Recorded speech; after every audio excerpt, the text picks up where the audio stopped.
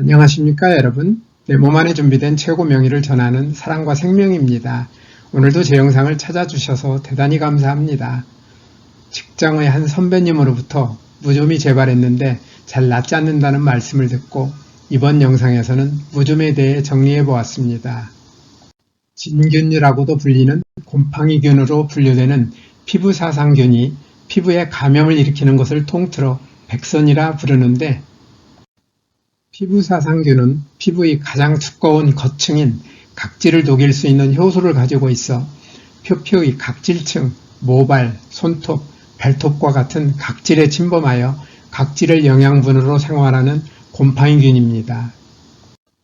백선은 발생 부위에 따라 머리백선, 몸통백선, 사타구니백선, 턱수염 혹은 콧수염에 발생하는 수발백선, 얼굴백선, 손백선, 발백선, 손발톱백선 등으로 분류하는데, 무좀은 발바닥과 발가락 사이에 발생하는 발백선으로 전체 백선의 23.2에서 48.1%를 차지할 정도로 우리나라에서 가장 많이 생기는 백선이며, 성인 남성에서 많이 발생하고 소아에서는 비교적 드물게 발생합니다.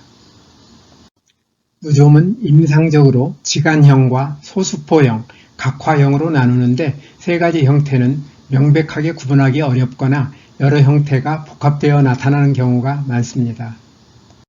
가장 흔한 지간형은 공기가 잘 통하지 않고 습기가 많은 네 번째 발가락과 다섯 번째 발가락 사이에 가장 많고, 다음으로 세 번째 발가락과 네 번째 발가락 사이에 많은데, 흔히 가려움증이 동반되고 불쾌한 발냄새가 날 수 있으며, 발가락 사이의 피부가 희게 짓무르고 균열이 생기며 건조되면 각질이 보이고 양측 발가락과 발바닥까지 퍼질 수 있습니다.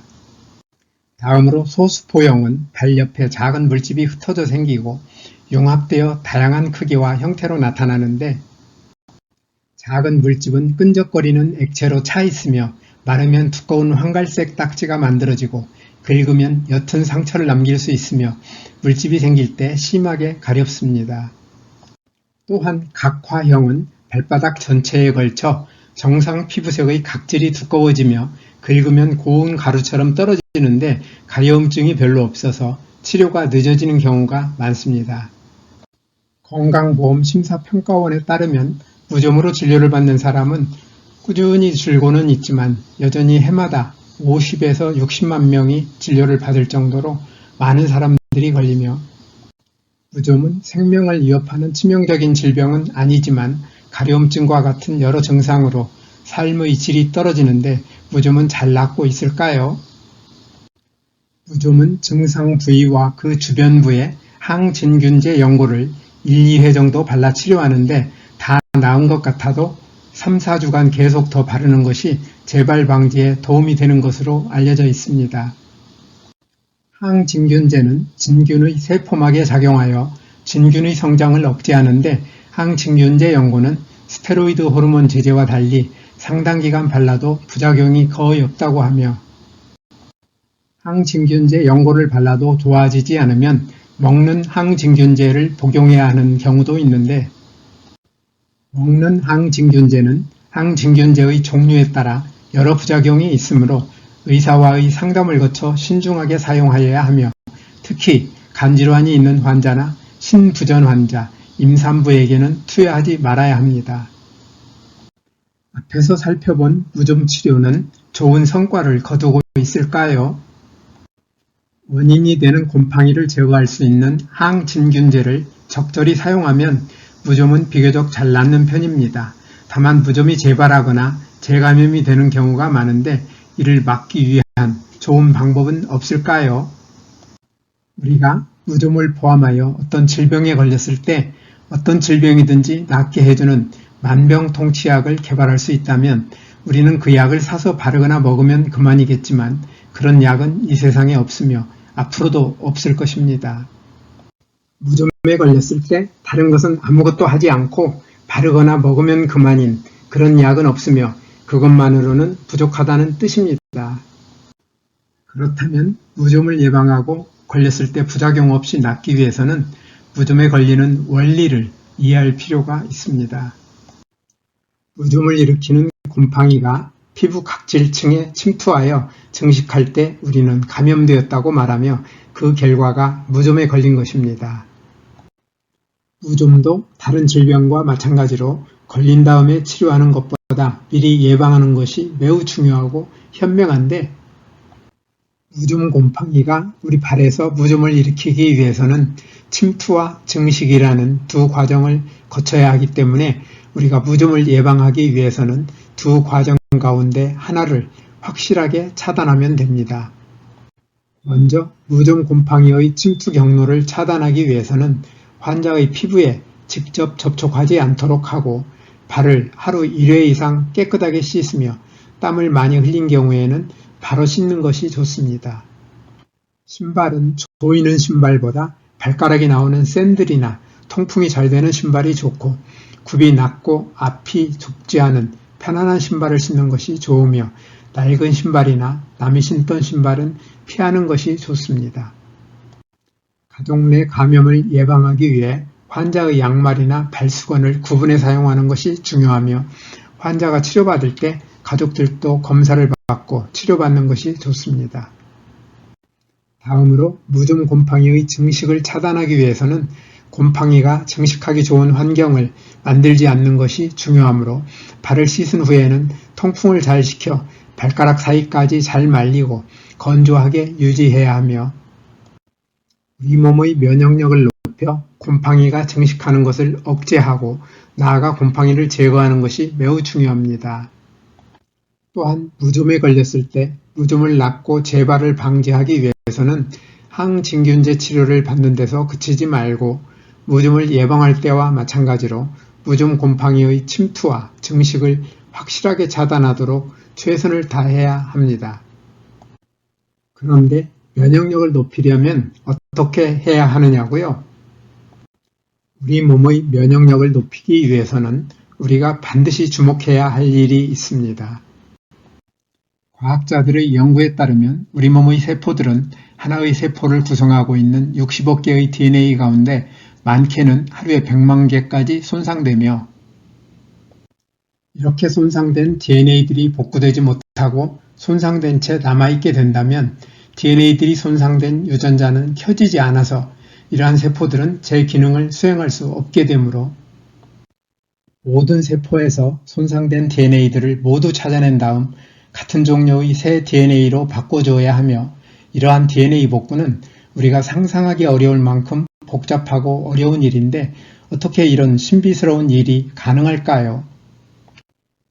손상된 DNA의 복구가 이루어지는 과정은 우리의 노력으로 이루어지는 일이 아니고 세포 속에 유전자 형태로 존재하는 전능지능이 필요할 때 필요한 유전자를 켜서 하는 일인데, 저는 이러한 전능지능을 내 몸 안에 준비된 최고명이라 부릅니다. 그런데 DNA의 손상 정도와 손상된 DNA의 복구 정도는 우리의 생활 습관과 깊은 관계가 있음을 기억할 필요가 있습니다. 손상되는 DNA의 수는 우리가 좋은 생활 습관을 가지고 있으면 적어지지만 반대로 잘못된 생활 습관을 가지고 있으면 많아지며, 손상된 DNA의 복구는 우리가 좋은 생활 습관을 가지고 있으면 잘 되지만 반대로 잘못된 생활 습관을 가지고 있으면 잘 복구되기 어렵습니다.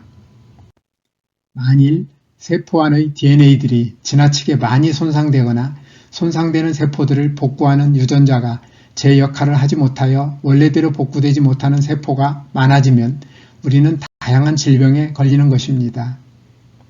면역세포들도 크게 다르지 않습니다. 면역세포들의 DNA를 많이 손상시키고 손상된 DNA 복구를 방해하는 잘못된 생활습관을 고치지 않으면 면역세포들은 독성 물질을 만나거나 영양이나 산소 부족, 스트레스 등 여러 이유로 많은 DNA들이 손상되고 손상된 DNA들의 복구는 잘 안되므로 정상적으로 기능하는 면역세포들이 줄어들어 면역력이 약해지게 됩니다.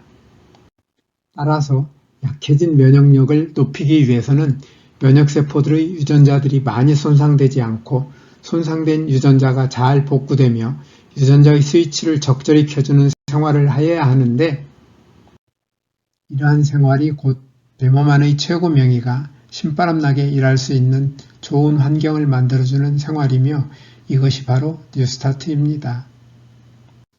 뉴스타트 생활을 통하여 내 몸 안의 최고 명의가 신바람나게 일할 수 있는 좋은 환경을 만들어주면 면역력이 강해져 감염병의 예방과 치유에 큰 도움이 될 것입니다.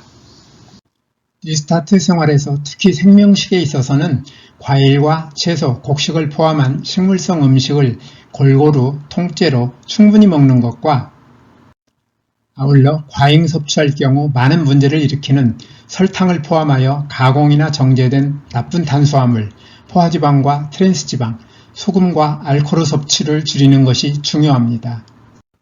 이와 함께 소화기관 세포들의 DNA를 손상시키고 손상된 DNA의 복구를 방해하는 나쁜 식습관인 편식이나 과식, 간식, 폭식, 야식을 하지 않는 것도 중요합니다. 또한 뉴스타트의 나머지 항목인 운동, 물, 햇빛, 절제, 공기, 휴식, 신뢰와 사랑을 잘 실천하되 규칙적으로 적절히 운동하는 습관을 가지며 물은 식사 시간과 분리하여 충분히 마시고 햇빛은 자외선이 강하지 않은 시간을 이용하여 하루 10분 정도 꾸준히 쬐도록 하며 공기는 가급적 산소의 농도가 높으며 오염되지 않은 맑은 공기로 깊이 들이마시도록 하고 특히 담배 연기나 미세먼지에 주의하여야 합니다. 아울러 손상된 몸과 마음이 잘 회복될 수 있도록 충분히 휴식하고 충분한 잠을 자도록 하며 스트레스를 적절히 해소하는 것도 중요합니다. 오늘도 끝까지 영상을 시청해 주셔서 대단히 감사합니다. 뉴스타트 생활을 통하여 늘 건강하시기를 기대하며 다음에 더 좋은 영상으로 찾아뵙겠습니다. 여러분의 소중한 의견을 남겨주세요. 구독과 좋아요 부탁드립니다.